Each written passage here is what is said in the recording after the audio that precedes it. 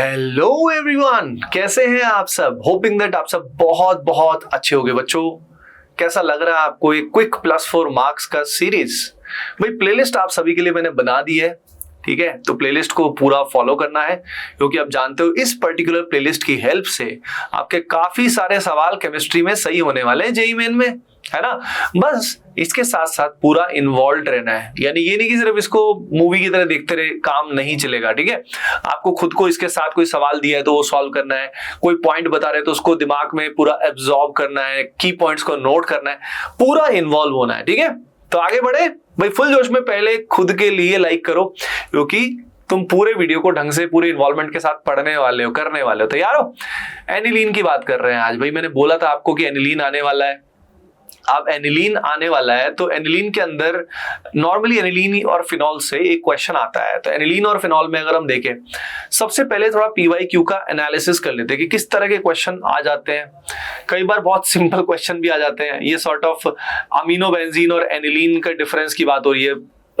उसके अलावा क्वेश्चन जो है डायरेक्टिंग नेचर से काफी कॉमनली आते हैं कि जैसे जब बेंजीन के ऊपर लगा होता है NH2, तो बेंजीन पे NH2 लगने से क्या असर पड़ता है। वो ऑर्थो पैरा डायरेक्टिंग होता है या मेटा डायरेक्टिंग होता है या फ्रिडल क्राफ्ट रिएक्शन देता है कि नहीं देता है। तो इस तरीके से काफी सारी चीजें होती हैं जिससे क्वेश्चन बन सकता है, ठीक है। एनिलीन का सल्फोनेशन का क्वेश्चन एनसीईआरटी से। इससे आगे देखो कैसा क्वेश्चन आ रखा है, आप ऑब्जर्व करो मेरे साथ साथ, देखो पूरी तीखी निगाहों से देखो। पूछा हुआ है कि एनिलीन का ब्रोमिनेशन करते हैं तो कौन सा एरिनियम आयन इज नॉट इन्वॉल्व्ड। इसके लिए आपको मैकेनिज्म भी आना चाहिए कि एनिलीन का जब ब्रोमिनेशन करोगे तो मैकेनिज्म इलेक्ट्रोफिलिक सब्स्टिट्यूशन किस तरीके से होगा, राइट। तो किस तरह के क्वेश्चन आते हैं ये अपने को दिख रहे हैं, मोटा मोटा किस तरह के क्वेश्चन आ रहे हैं। फिर एनिलीन से जो डाइजोनियम सॉल्ट बनता है और डाइजोटाइजेशन एंड कपलिंग रिएक्शन जो होती है उससे रिलेटेड जो रिएक्शन है, ये हमने अमाइंस वाले चैप्टर में कर ली है, उस वाले वीडियो के अंदर कर ली है, ठीक है। तो अब यहाँ पे एनिलीन की मेनली रिएक्शंस हम देखते हैं। देखो सबसे पहले एनिलीन की जो रिएक्शन है वो है ब्रोमिनेशन। अब देखो ये अपने को क्लियर होना चाहिए, पता होना चाहिए कि एनिलीन में NH2 जो होता है ये शो करता है +M। क्या शो करता है बेटा? +M शो करता है। रेजोनेंस की वजह से इलेक्ट्रॉन डोनेट करता है। और जो +M शो करता है, आप सभी को ये याद होगा, वो होता है ऑर्थो पैरा डायरेक्टिंग। यानी यहाँ पे जो इलेक्ट्रोफाइल आएगा वो कहाँ पे आएगा बेटा? वो ऑर्थो और पैरा पोजिशन पे आएगा। अब एक पॉसिबिलिटी ये हो सकती है कि भाई यहाँ पे जो इलेक्ट्रोफाइल आए वो या तो ऑर्थो पे आए या वो पैरा पे आए। लेकिन एनिलीन जो होता है ये स्ट्रांगली एक्टिवेटिंग ग्रुप होता है। क्या होता है ये होता है स्ट्रांगली एक्टिवेटिंग ग्रुप, जिस कारण जब यहां पे इलेक्ट्रोफिलिक सब्स्टिट्यूशन होता है तो यहां तीनों पोजीशन पे हेलोजन आ जाता है, तीनों पोजीशंस पे हेलोजन आ जाता है, जैसा फिनॉल के अंदर भी होता है, ठीक है। तो यहाँ पे तीनों पोजीशन पे ब्रोमीन आ जाता है। यहाँ पे सॉल्वेंट, ध्यान रखने वाली बात है कि यहाँ पे सॉल्वेंट पोलर है ना। अब यहाँ पे एनिलीन में एक खास बात है, अगर यहाँ पे आपने नॉन पोलर सॉल्वेंट भी ले लिया ना तो भी तीनों पोजीशन पे ब्रोमीन आता है। तो एनिलीन इतना जोशीला है, उसकी रिएक्टिविटी इतनी अधिक है कि यहाँ पे ट्राइब्रोमो प्रोडक्ट जो है यही बनता है। और ये जो ट्राइब्रोमो प्रोडक्ट बनता है बच्चों, इसमें व्हाइट कलर का पीपीटी फॉर्म होता है। तो ये एनिलीन का एक टेस्ट की तरह काम आता है, उतना रेनाउंड नहीं है, लेकिन हमें नॉलेज के लिए पता होना बहुत बहुत जरूरी है, ठीक है। तो एनिलीन का ये पॉइंट अपने को पता लग गया। अच्छा, अब मैं अगली बात आपके साथ शेयर करता हूं। वो एनिलीन का बड़ा खास पॉइंट है।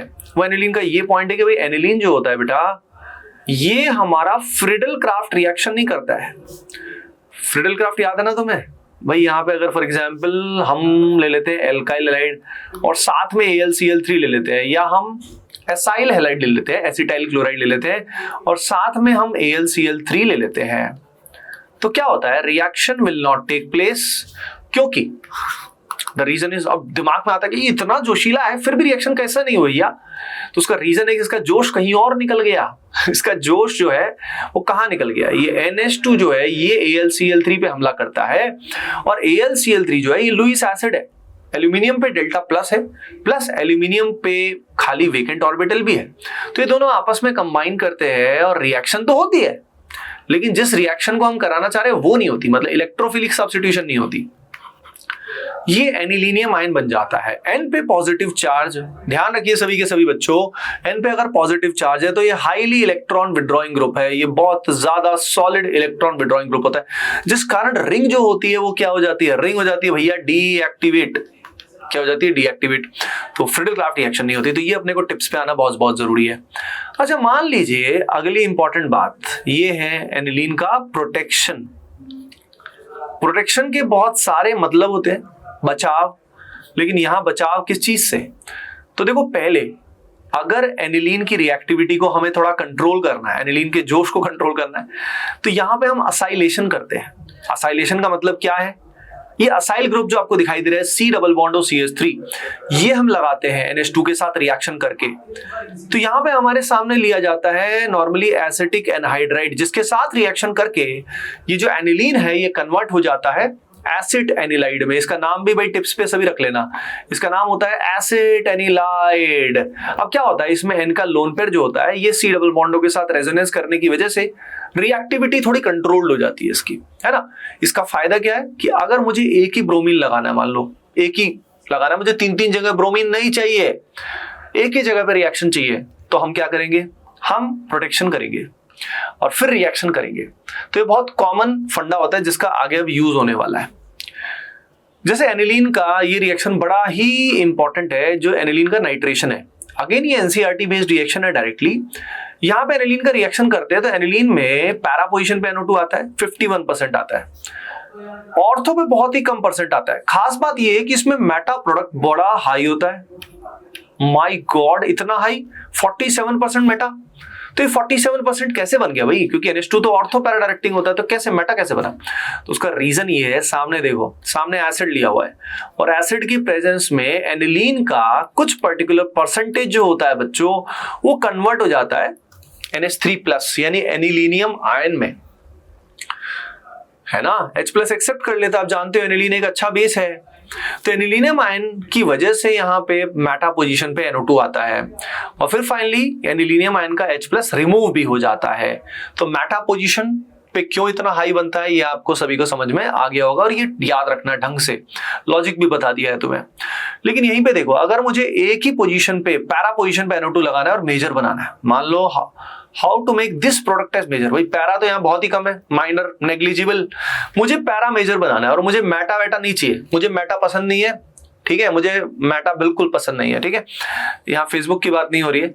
तो यहाँ पे क्या किया जाता है, यहाँ देखो प्रोटेक्शन। NH2 जो है ये सबसे पहले एसिटिक एनहाइड्राइड से रिएक्शन करता है, एसिड एनिलाइड बनता है। प्रोटेक्शन का मतलब समझ में आया। अब नाइट्रेशन किया जाता है। अब नाइट्रेशन करोगे तो ये जो इनका लोन पेयर है ये इसके साथ प्रोटोनेशन नहीं करेगा, H+ मतलब एक्सेप्ट नहीं करेगा, तो इसकी पैरा पोजीशन पे NO2 आएगा। बिकॉज NHCOCH3 इतना बल्कि है तो उसकी ऑर्थो पोजीशन पे किसी को लगाना इज नॉट फेवरेबल। फाइनली ध्यान रखना कि अब जो ये प्रोटेक्शन हमने लगाया था बचाव के लिए, इसको हटाना भी तो पड़ेगा और इसके रिमूवल के लिए हमें लास्ट में हाइड्रोलिसिस करना पड़ता है, either in the basic medium और एसिडिक मीडियम। तो जब हाइड्रोलिसिस करोगे तो जो आपने एसिटाइल ग्रुप लगाया वो रिमूव हो जाता है। तो ये पार्ट बड़ा ही इंपॉर्टेंट है बेटा, बहुत इंपॉर्टेंट है। एनिलीन का सल्फोनेशन जब करते हो, एनिलीन है इसका जब सल्फोनेशन करते हो तो वो होता है हाई टेम्परेचर पे। लो टेम्परेचर पे करोगे तो सिंपल एसिड बेस्ड रिएक्शन हो जाएगा, ये इस H+ को एक्सेप्ट कर लेगा। लेकिन हाई टेम्परेचर पे जो पैरा पोजीशन है वहां सल्फोनिक एसिड आ जाएगा। पैरा पोजीशन पे, ऑर्थो पे क्यों नहीं आया? क्योंकि ऑर्थो पे रिपल्शन बहुत हो जाएगा। Sulphonic acid is a bulky group, बड़ा मोटू होता है।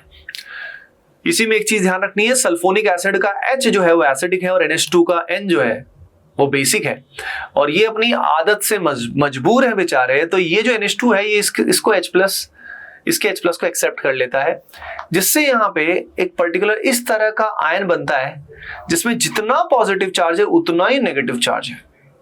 अब जितना ही पॉजिटिव चार्ज है उतना ही अगर नेगेटिव चार्ज है तो इस तरह के आयन को बोलते हैं ज्विटर आयन। ट्विटर आयन नहीं, ज्विटर आयन इसको बोलते हैं, ठीक है। अच्छा, जिस बच्चे को मजा आ रहा है भैया, लाइक नहीं रुकने चाहिए, लाइक जरूर कर देना और सभी को कमेंट सेक्शन में जरूर बताना है कि अगला कॉन्सेप्ट कौन सा चाहते हो। जैसे मेरे दिमाग में अगला कॉन्सेप्ट आ रहा है जिससे क्वेश्चन ऑलमोस्ट आता है, वो है एरोमेटिसिटी। एरोमेटिसिटी से क्वेश्चन आता ही है, तो अगर आप चाहते हो कि अगला वीडियो में एरोमेटिसिटी पे बनाऊं तो कमेंट में एरोमेटिसिटी लिख देना, ठीक है। और लाइक्स आए तो उस पर मैं उसको बनाऊंगा, ठीक है। कुछ और चाहते हो तो वो भी बता सकते हो, मेरे दिमाग में एरोमेटिसिटी है। अच्छा, यस यस यस यस, तो एनिलीन में अगर हम देखें बेटा, तो एनिलीन में यही सबसे मेजर पार्ट होता है जो हमने देखा, ठीक है। एनिलीन में नाइट्रेशन वाला मेजर पार्ट होता है, एक कपलिंग रिएक्शन वाला मेजर पार्ट होता है, फ्रिडल-क्राफ्ट रिएक्शन उसके अंदर होती नहीं है, और हेलोजिनेशन कैसे होता है ये अपने देख लिया। Br2CS2 में क्या होता है और Br2 वाटर के अंदर क्या होता है, ठीक है बच्चों। तो सभी के सभी कमेंट सेक्शन में बताना कैसा लगा वीडियो, एंड अगला मैं लेके आऊंगा आपकी नीड के हिसाब से। प्लेलिस्ट मैंने बना दी है, प्लेलिस्ट आप देख लेना, ठीक है। चलो फिर मिलते हैं नेक्स्ट पर्टिकुलर वीडियो में, quick plus 4 marks series. Bye bye, take care and keep doing well, love you all.